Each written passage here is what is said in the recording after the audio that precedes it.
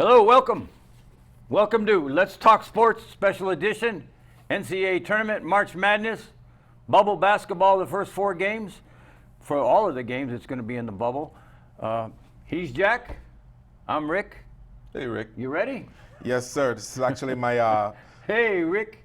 What's happening, Jack? I was just waiting to get my. You're ready, man. NCAA. Yes, Let's go, baby. NCAA tournament time.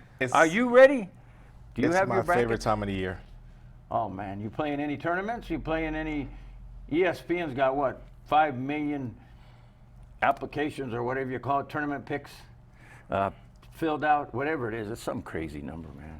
Last night it was 3 million and something brackets filled out on ESPN Sports. Are you gonna have that perfect bracket? No, I'm gonna play in your friend's bracket. I'm not gonna play with them. I'm gonna save my perfect bracket to win a few coins with you and your buddies. It's nice to have bragging rights with your friends. I don't know anybody in that ESPN thing. I don't want to be a stranger that I can't brag to. Yeah. Right? True. Right? True. So what do you think? I mean, my biggest question is, how's the bubble going to affect it? These are 18 to 21-year-old kids. It's not like the NBA that played in the bubble and they've played basketball a long time and they're adults and they're playing for money. It's a whole different game. How's it going to affect these kids that are having to stay in their rooms all day, get to come out a little bit for practice and the games, your meals delivered to your room, they don't even congregate? What's the bubble in Indianapolis going to look like? What do you think? I mean, is it going to affect this tournament like a tournament's never been affected? Yes. And as we see right now, even the teams that are the usual suspects that's usually in the top of the tournament, they're not there right now because these are generally star players and they can't, I guess, they can't handle a lot of the restrictions that they have to go through. And it's even going to be more restrictions during the bubble. So I think some of these more seniors on the team, they're going to be more mentally tough and ready to be able to go through this. And a perfect team that I'm looking at right now, is Michigan that can do some damage. But then you also have Illinois that I think, man, it's almost their tournament to. This is it's perfect storm for them, in a sense. For Illinois, you think? Yeah. Because of the maturity on the team? Yes. Yeah. It's really an interesting question because, kids are at 18, 19, they're still immature, man. They're going to do stupid things. They're going to make mistakes. They're kids. So it's going to be tougher than it was at the NBA, but it was interesting that yesterday they had 2,100 tests and they were all negative. There wasn't one positive test, which is a good sign. But my next question for you is, do you automatically just scratch out Kansas and Virginia because they're in COVID protocol right now and Virginia's not going to get there until Friday for a Saturday game? Kansas is going to get there a little bit earlier. Does it affect these two teams so greatly, their ability to prepare and practice and get mentally ready other than on, Zoom with each other? What do you think is going to happen to those two teams that are good teams? That are good teams, by the way. Those two teams, they're fine. It's not like it's the first of the season. We open up with a in a bubble situation. They've been together all season long. So it's not a matter of they're not going to be prepared when they get there. It's just part of the routine right now. It's going to be business as usual when they get there on Friday, Saturday game, and I think they're going to come out winners. Yeah, it's going to be interesting. Those are two pretty good ball clubs. So the problem is again how it's going to affect them. And then you look at a team like Villanova, their best player's hurt. They haven't played well since he's been out. That's going to affect them. So Villanova is well coached. Well coached. It's well coached, but you need that. You need that talented player. Yeah, it's going to that leader. It makes a big difference. We even see it on the NBA level, where you can definitely see the talent drop off when the number one guy is out and hurt. So it's going to affect Villanova. I don't think maybe first round they'll get knocked out. Maybe furthest I see them go in the second round.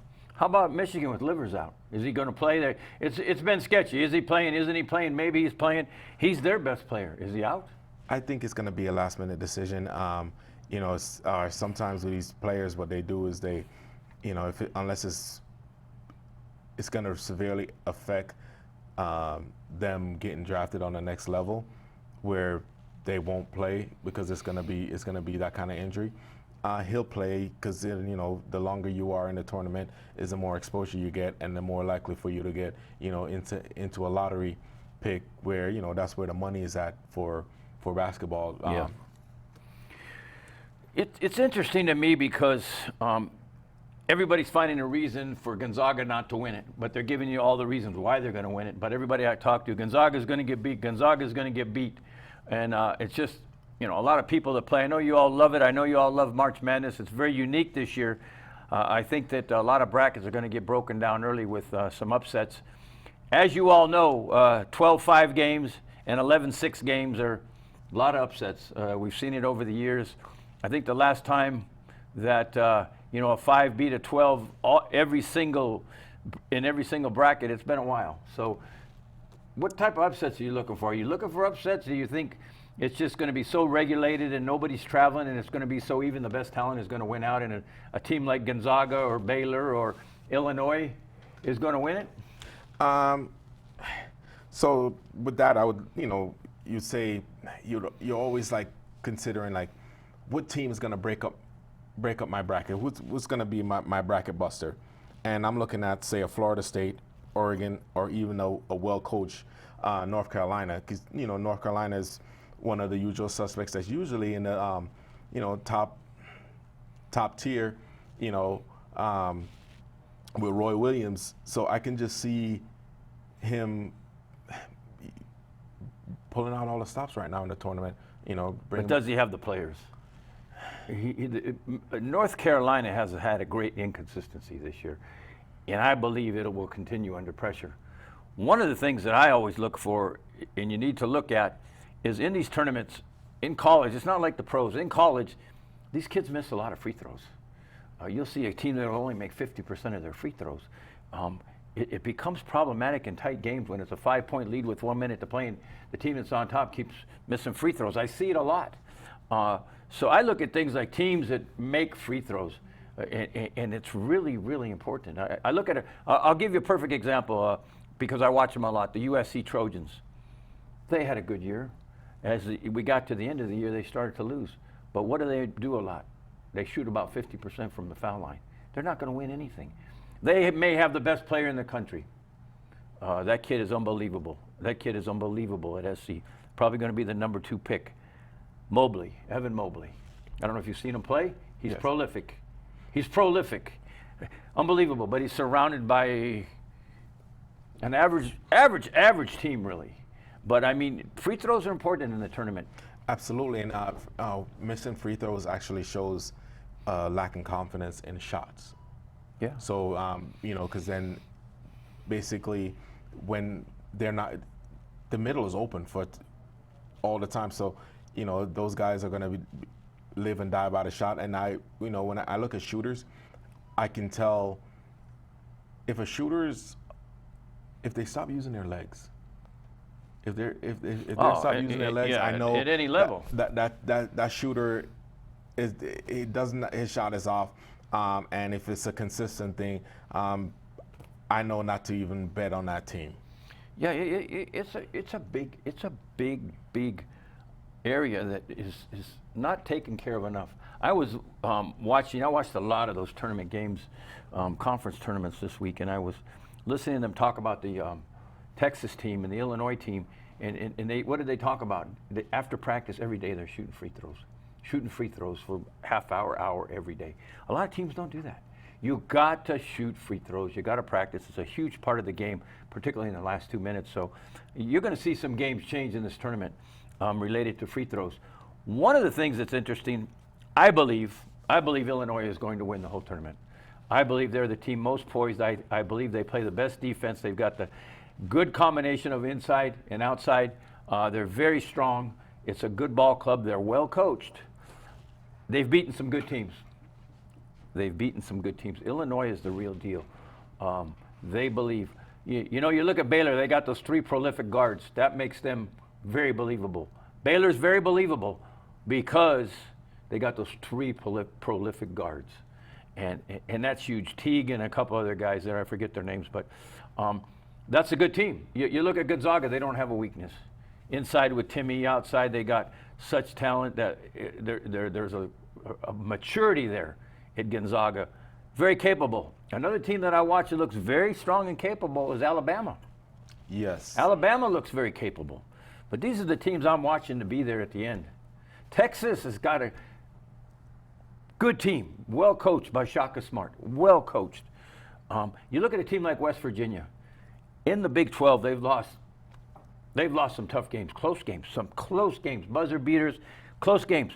Well coached by Bob Huggins. There's something telling me West Virginia's going to make a run. They just played big, tough basketball. I mean, what are you seeing? I mean, what are you thinking? I'll give you my opinion after you let me know what you're really thinking about who's going to be the Final Four in this tournament. Final Four. Final Four is tough. Illinois is going to be there, right? Yeah, Illinois is going to, even a Houston, I think. Houston's capable. Capable of going on a run. Ohio State's capable. Yeah, and when they beat Michigan, I'm like, I thought Michigan was on a high. I think because they won the Big Ten, that was like their thing, and their coach got Big Ten or Coach of the Year. That's sort of like their championship. So that they celebrated too much and not realizing, okay, now we have a little tournament. We need to go win 4 more games, yeah. and they didn't follow through on that. So when I saw that with Ohio State, I'm like, they might can do some damage. They're a good basketball team. I mean. And you've been saying all year long, it's either somebody's going to come from the Big Ten. Big Ten or Big 12. Or Big 12. The Big Ten has 9 teams. 9 teams. The lowly Pac-10, Pac-12. I'm sorry, Pac-10. They play like what I don't know. They got 5 teams from the Pac-12. I guarantee you that all 5 of those teams will be out. They will not make it past the second round. They will not make the 16 round. They will not make the round of 16. So there will not be one Pac-12 in the round of 16. You heard it here first. You got to really concentrate on your brackets, your bracketology. You got to really concentrate on two conferences, the Big 10 and the Big 12. The best basketball is played there. I'm concerned about Gonzaga, about the competition. They got a lot of talent, but I, as a basketball fan, I, as a prognosticator, I, as a guy that plays all this stuff, I don't believe Gonzaga is going to win it all. And for all you Gonzaga fans, I'll be happy to say I'm sorry when they win it, if they win it, and apologize to you and say kudos to you. You made a lot of money. But I believe Illinois is going to win it all. How about you? They have my pick right now, but You're going with the same pick as me. No, let me change my pick. But I like Illinois, but you know what? I'm going to go all out and say Alabama. Alabama's that's a great choice. I love it. I'm going outside the box. Alabama. I like it. I think they're going to be there. I think Alabama will be Final Four. One of the things I wanted to ask you is which #1 team do you think is going to get knocked out first? That's a great question. Michigan. I believe Michigan goes out first. Of those, the top 4 teams. I believe that. With or without their star player? Either way. Either way? I don't think he's going to be healthy. Either way. Michigan is the first team out to me. How about you? I was actually thinking maybe a Gonzaga. Gonzaga, yeah, I don't know. Gonzaga's in a pretty, they're in the West, and they got Kansas in the West. They got USC in the West. I mean, I think the West is pretty easy. Again, Kansas is a very capable basketball team and well coached by Bill Self. So Kansas could be there. I mean, again, coaching is so important, so important. But I don't think kudos to Patrick Ewing at Georgetown and Rick Pitino over there at Iona. Those 2 guys, but they're going to be out quick. I don't think either one of them is going to win in the first round. That kind of stuff is fun. Those great coach and a great player in Ewing. It's great to see them do well. Penny Hardaway's doing well with Memphis. Yeah. You know, I love to see these ex players, these really good coaches. Patino's won at been gone to the tournament of 5 different I schools. saw that. It's gonna be fun. I think there's going to be some big surprises. We'll all fill out our brackets. The great thing about it is, once we have some games, we'll talk about it next week, and we'll go through who's winning, and we'll be able to talk about the Sweet 16 on our next show. But you know, the first 2 rounds of you know, the 64 and the 32, something's telling me this year there's not going to be a lot of surprises. No. I think that the disparity between really good teams and not so good at teams is really large this year, and I think that's the thing you got to look out for. There's some really good teams that are there. Like, everybody in the Big 12 is good, man. 50% of those teams in the Big 10 are really good. I think those conferences are going to dominate. In the first round, I'm just going to play every single Big 12 team in the tournament and every Big 10 team in the tournament. Those are my picks. I'm playing every single one of them to win in the first round. Right off the bat. Because I think they're that much better than every conference. The way they were playing, and most of the times that the games that they did lose, they were beating up on each other. Oh my God! And these games could have gone any way. So I totally understand your you know, your theory on picking that way. There's some.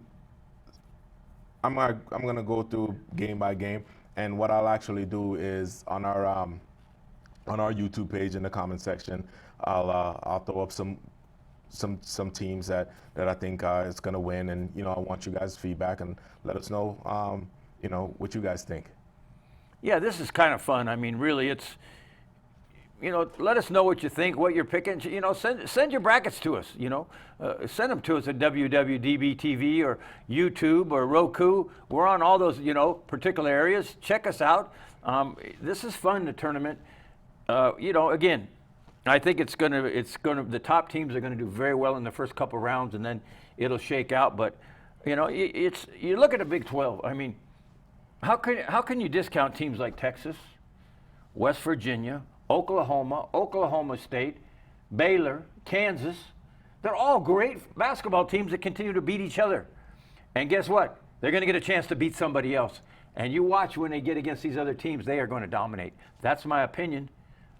Let's see what happens. But I'm going to be very, very heavy for me personally. And it's very nice of you to put some things up, and I'll look at it, and I'll be looking for it. And that'll be fun to look at your picks. I'm just going to state what I'm talking about right now. In the first couple rounds, I'm betting every single Big 12 and Big 10 team. That's my philosophy this year. So on a side note, I want to talk about the women's tournament. Did you hear that Gino ended up testing positive? How do you think that will affect the UConn women's? Not at all. It won't affect them. So are we picking them for the winner, or are we going with the? I'm picking Stanford. Stanford? I'm going to pick Stanford to win it all. That's a smart pick. I like Stanford. You talk about coaches, the best winningest coach of all time is a Stanford coach. They have a great team. They lost 2 games this year. I don't know if you knew their story, but they were on a road for a long time. They couldn't go back because of the COVID problem. They were on the road for like 2 months. And it's crazy, living out of hotels, being on the road, playing everywhere but at home. And still winning. And still winning. That's mental. Eventually allowed to go home. Well, great coaching staff. And I'm picking Stanford to win it all. I would love to see UConn and Stanford. And North Carolina State is a real deal, by the way. They can beat anybody. South Carolina is a real deal. Louisville's the real deal.